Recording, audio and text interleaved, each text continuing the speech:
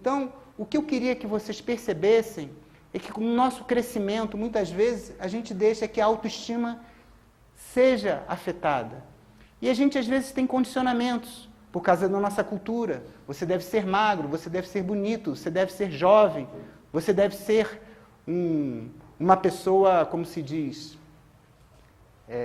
uma vencedora e não uma pessoa derrotada. Então, você vale pelo emprego que você tem, você vale pelo que você ganha, você deve ganhar muito dinheiro, você deve ser ambicioso, você deve ser uma pessoa bem-sucedida. E muitas vezes as pessoas ficam confusas.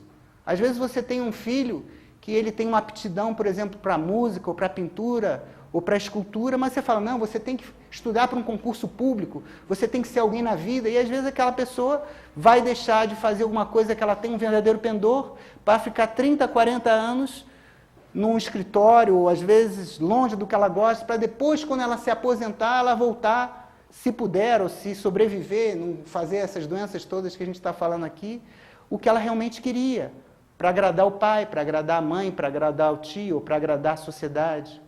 Então, nós temos que ter um olhar muito claro, uma percepção muito clara de como isso vai formando o nosso caráter, a nossa personalidade. Às vezes a gente não percebe, mas o medo nos paralisa. O medo está na base de várias doenças. O medo está na base da depressão, o medo está na base da ansiedade, da fobia, da preocupação. O medo, ele nos paralisa. O medo nos causa timidez. O medo não nos faz enfrentar os nossos problemas e muitas vezes nos limita para que a gente também faça uma abordagem com assertividade junto às outras pessoas. Nos faz perder oportunidades. Nos limita. Por exemplo, uma pessoa que tem medo de avião, ela recebe uma bolsa para ir para os Estados Unidos e ela fala, eu gostaria muito de receber essa bolsa, mas eu não vou. Eu não tenho condição de entrar no avião. Eu sei que eu entrar no avião, eu não dou conta. Então, essa pessoa, às vezes, ela deixa de viajar, como eu já vi, muitas vezes, uma pessoa largar uma faculdade, largar uma carreira, porque ela não sabe falar em público, porque ela não tem condição de apresentar um trabalho. Então, o medo está na raiz de muitos problemas. E esse medo pode ser trabalhado. Esse medo, ele pode ser conhecido. E nós vamos depois aprofundar um pouco mais sobre essa questão do medo. Porque o medo, ele paralisa a pessoa, ele limita a pessoa e causa muitos transtornos. Nós temos uma série de medos, depois a gente vai poder falar um pouco mais a respeito deles. As preocupações também. Exatamente a preocupação, o nome já está falando, né? Uma preocupação. Antes de uma coisa ocorrer, eu já fico preocupado. E se eu desenvolver uma doença? E se eu não conseguir pagar aquela conta? E se amanhã alguém falar alguma coisa? E se perceberem que eu gaguejei ou que eu não sabia? Ou seja, a gente se preocupa muito. A gente está numa sociedade que nos dá uma série de preocupações também. Então, a gente se preocupa muito com a gente mesmo, se preocupa muito com os nossos problemas e, às vezes, deixa de perceber o que está acontecendo à nossa volta. Nos tornamos altamente egocêntricos, preocupados com uma série de problemas, muitas vezes, que são criados pela nossa própria cabeça. Coisas que talvez nem venham a ocorrer, mas que a gente se preocupa e a gente gasta um tempo imenso. E as preocupações também podem estar ligadas à nossa memória. A gente também vivenciou uma série de problemas quando era criança, quando era mais jovem, ou 2 anos atrás, ou 10 anos atrás, e a gente tem associações negativas. E às vezes acontece de alguém falar alguma coisa, eu me lembro daquilo e me preocupo se eu vou vivenciar aquilo de novo. Será que eu vou perder alguém? Será que eu vou acontecer isso de novo quando acontece um sequestro, quando acontece uma morte, quando acontece uma doença? Então, eu começo a pensar novamente naquilo e eu começo muitas vezes a sofrer novamente. Simplesmente pelas preocupações, pela nossa própria memória, que muitas vezes nos faz querer fugir da dor e procurar o prazer. E por isso eu crio muralhas, crio divisões na vida. Então, eu crio dificuldades. E essas dificuldades podem formar preconceitos, superstições. Não é porque um fanático islâmico destruiu as Torres Gêmeas que todos os muçulmanos são ruins. Mas se criou um preconceito. Certamente que um muçulmano vai ter muito mais dificuldade de passar por uma alfândega, por exemplo, na Europa, nos Estados Unidos, porque existe esse preconceito. Eu lembro quando eu viajei com um amigo meu, que ele é brasileiro e é ascendência portuguesa, todo lugar que ele ia botavam lá para ver se ele estava com drogas e traziam uns cachorros. Todo mundo falava, mas você tem cara de muçulmano. Até que um argelino chegou assim, você tem algum parente árabe? E ele viu que ele parecia, porque ele é mais moreno. Mas existe esse preconceito. Então nós temos preconceitos, nós temos superstições, nós somos muito preocupados pelo que os outros pensam de nós. Então a gente perde muito tempo com isso. As preocupações, os medos e as raivas, isso consome muito da nossa energia, faz o nosso coração bater mais rápido. E cada vez que o coração bate mais, ele gasta mais energia vital. E assim a gente vai consumindo uma energia que poderia ser utilizada para outras coisas mais construtivas.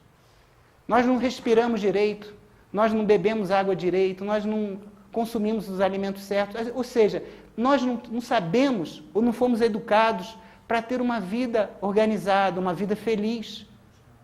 Muitas vezes nós somos pressionados pelos pais e professores, você tem que estudar, você tem que fazer inglês, você tem que fazer judô, tem que fazer balé, tem que fazer espanhol, hoje em dia você tem que fazer informática. As crianças não têm mais tempo de brincar. Os jovens também não, e os adultos também ficam assim. Então a gente tem que perceber. Muitas vezes, se a gente perguntar a uma criança ou até um jovem por que ele está fazendo aquela carreira, ele não sabe dizer. Por que você está fazendo direito? Por que você faz médico, fazendo medicina? Ou por que você faz? Muitas vezes ele não sabe. Não, porque eu quero um bom emprego, porque eu quero conseguir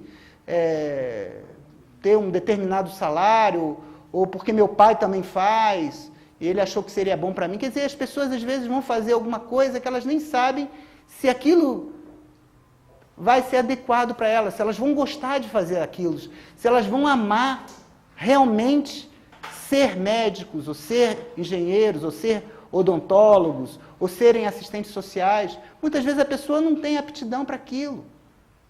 Mas alguém disse, ou alguém falou, olha, isso aí dá dinheiro, isso aí, é mais fácil de conseguir um emprego. Então a pessoa vai e faz. Então, muitas vezes a gente nem pensa, as pessoas que pensam pela gente, de repente a gente está fazendo aquilo. Não é? Ou, não, você vai fazer música, vai fazer teatro, que isso? Né? Ainda bem que tem algumas pessoas que se rebelam, como Gilberto Gil, Caetano Veloso, Mick Jagger, não ouviram muito seus pais, né?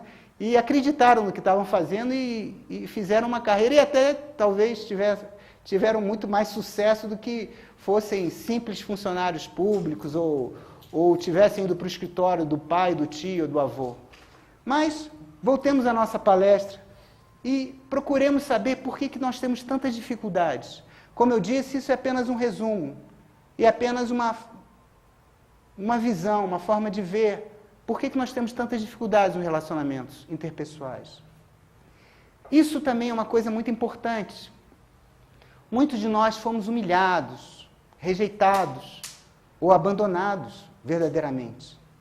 Então, por não termos sido aceitos enquanto crescemos por aqueles que deveriam nos amar, terminamos por não aceitarmos a nós mesmos. E pior ainda, se além daqueles que deveriam nos amar, nos cuidar, eles nos humilharam, nos rejeitaram, nos abandonaram, a nossa autoestima fica muito prejudicada. Então a gente vai criar aquela síndrome da profecia que se concretiza. Eu fui rejeitado, fui abandonado, e não importa, para uma criança, por exemplo, se o pai abandonou a mãe ou se ele morreu, na cabeça da criança, assim, papai não gosta mais de mim, ele foi embora, alguma coisa eu fiz errado. Se alguém não explicar mais tarde para essa criança vai se sentir abandonada, rejeitada, porque o pai não estava presente. Ou a mãe tem muitos filhos, ou a mãe botou numa creche porque tinha que se dedicar a outras coisas, não é? Estudava, trabalhava, ou tinha 2, 3 empregos. Não importa, o que importa é que essa criança, ela vai criar uma autoestima, ela vai se sentir rejeitada, ela vai se sentir abandonada. Aquele que é rejeitado, ele acaba rejeitando os outros. Ele fala assim, eu começo a rejeitar porque eu sei que vão me rejeitar. Eu não me aceito, como é que os outros vão me aceitar? Então essa pessoa não é capaz de fazer amizades ou relacionamentos interpessoais verdadeiros. Eu rejeito por medo de ser rejeitado. Ou essa pessoa foi criada assim, olha, você não serve para nada. Você nunca vai ser ninguém na vida. Você não tem capacidade, você é um imprestável. Quantas vezes a gente ouve isso? Não é? Será que isso é amor? Será que é uma forma adequada de criar alguém? Muitas vezes o pai e a mãe dizem que gostam muito dos seus filhos, mas depois eles espancam os filhos e falam, olha, isso é para o seu bem. Será que uma criança vai entender isso? Se ela é criada com mentiras, se ela é criada com descaso. Às vezes ela fala, mamãe, eu queria aquele brinquedo. Ela fala assim, mamãe não tem dinheiro. Aí daqui a pouco ela chega em casa, o marido fala, estou precisando de alguma coisa. Não, pega ali na minha bolsa. Ela fala assim, mas espera aí, mamãe não tinha dinheiro para mim, mas papai pediu dinheiro, ela tinha. Como é que pode? As crianças percebem. Vocês já viram aquele desenho do Bob Esponja? As crianças são tipo Bob Esponja, elas estão o tempo todo absorvendo o seu comportamento. Você fuma, você bebe, como é que você pode falar para o seu filho para ele não beber e não fumar? Se é o exemplo que você dá para ele.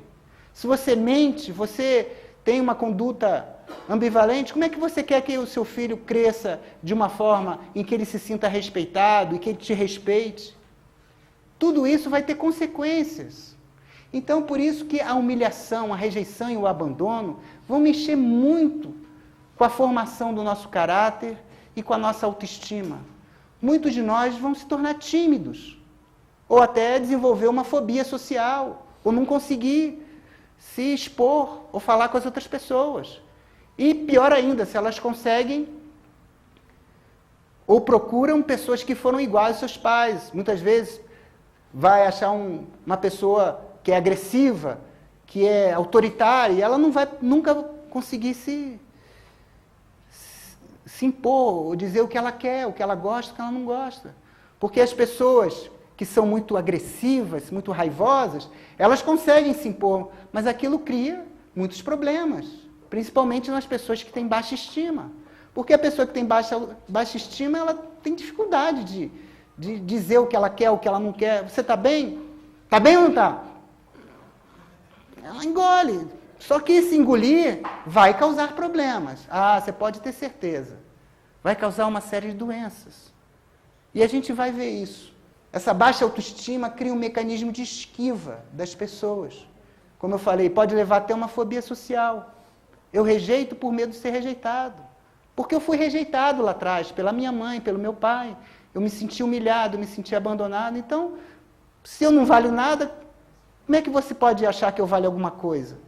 Então, eu já me afasto porque eu sei que eu não vale a pena. Então, eu me fecho, eu me limito. Eu entro no meu mundo, não é? Eu crio uma barreira. E assim as pessoas estão. Vocês já repararam que a gente está num mundo que cada vez tem mais facilidade de comunicação e cada vez as pessoas estão mais ilhadas, mais isoladas? Foucault falou isso, a gente está na revolução dos meios de comunicação, mas as pessoas não sabem se relacionar. Cada vez mais estão isoladas. Eu conheço famílias que se mandam e-mail. Olha, está na hora do almoço. PS, ponto. Tá. Aí o outro lá, ó, daqui a pouco eu vou, estou no joguinho. Aí o marido, olha, tá chegou. Então as pessoas se comunicam pelo computador, pela internet, dentro de casa. Tudo bem. Ajuda. Mas é apenas um mecanismo. As pessoas esqueceram que existem outras formas. Para um bebê não funciona. Manda um e-mail para o bebê, está na hora da mamadeira. Como é que o bebê vai fazer? Ou tá bom, vou brincar com o bebê, vou falar para ele, ó, eu te amo, eu te adoro. Mas o bebê ele precisa de outra forma de carinho. O bebê precisa de colo, ele precisa de afeto, ele precisa de toque, ele precisa de ternura. Às vezes você não precisa falar nada, mas se você abraçar o bebê, se você der calor para esse bebê, ele vai se sentir amado. Assim como um animalzinho. Isso não quer dizer que você não possa falar também, mas existem várias formas e várias linguagens em que você pode criar um mecanismo. Claro que a linguagem é uma, mas existem várias outras. Só que a gente esqueceu dessas linguagens, ou não nos foi ensinado, ou usaram essa linguagem de uma forma equivocada. Mas quando a gente aprende a se aceitar, quando a gente aprende a se amar de verdade, a gente pode aumentar a nossa autoestima. E quando a gente se aceitar realmente, Isso pode ser ajudado através de uma filosofia, através de uma terapia, ou através de vários tipos de mecanismos que a gente pode depois falar mais sobre isso. Não vai importar tanto o que os outros pensem ou não de nós. Não importa a forma como os outros nos aceitem ou não. A gente não vai ficar tão preocupado sobre o que o outro pensa. Que talvez seja a pior coisa que existe, a opinião alheia. Tem pessoas que se deixam levar muito pela opinião dos outros. Não têm uma opinião própria. O que você acha? Vivem sempre perguntando aos outros. Eu estou bem? Eu estou mal? Né? Porque elas não têm uma opinião sobre si próprias. Isso é importante. Criar uma autoestima, criar um eixo. Como eu falei daquela hierarquia de necessidades, que você também tem que criar um eixo. É importante você ter a sua sobrevivência, é importante você ter o seu salário, é importante você ter a sua casa. Mas não é só isso. Os homens não foram feitos só para comer e beber, dormir e depois dormir e morrer. Nós temos necessidades maiores como seres humanos. Além de ser o único agente da natureza, nós somos os únicos seres que falam, que sorriem, que percebem a vida e que percebem algo além do que a gente é capaz de tocar. A gente sabe que existe não só essa percepção física, mas existem coisas além de sentimentos, de valores, não é? Verdade, harmonia, coragem, que é inerente a todos os seres, não importa se ele está no Ocidente ou no Oriente, se ele é brasileiro, chinês, japonês ou russo, todos eles têm isso como qualidades fundamentais do ser humano e que nós podemos desenvolver, mesmo que tenhamos sofrido tudo o que sofremos. Existia um grande educador, que ele foi à Rússia, na época da União Soviética, e aquela sociedade que tinha sido massacrada pelo comunismo, fez uma pergunta através dos seus jovens, aquele grande educador, perguntou assim, que chance nós teremos de realmente seres felizes, sermos alguém na vida, depois de termos passado tudo que passamos nessa ditadura, nesses pogroms, nessas dificuldades que nós não tivemos liberdade para sermos realmente quem somos, como sociedade nós fomos massacrados, violentados. Sabem o que esse educador respondeu? Que é um grande educador. Ele falou assim, não importa o que fizeram a vocês, o que importa é que vocês vão fazer com o que fizeram a vocês. Então não importa muito se foram os nossos pais, porque a gente sempre fala, a culpa é da mãe e do pai, mas eles também tiveram pais e mães que foram até piores do que eles foram, porque eles tentaram melhorar, e eu acredito na evolução, que tinham até muito menos conhecimento de psicologia e de bem-estar e até de condições materiais. Mas cada um deles deram o melhor que puderam, mas a gente pode mudar. Nós podemos mudar a nossa medicação, nosso sistema. Nós não somos seres que já estamos acabados, completamente cristalizados. Nós podemos nos modificar. É como um sistema que você pode modificar. Você pode modificar esse sistema. Eu, por exemplo, me chamo de ex-tímido. Eu já fui tímido, agora eu não sou mais. Senão eu não estaria aqui falando para vocês. Porque eu acredito que as pessoas que estão aqui são minhas amigas, são pessoas que estão dispostas a me ouvir. Senão eu não teria condições de estar aqui falando para vocês.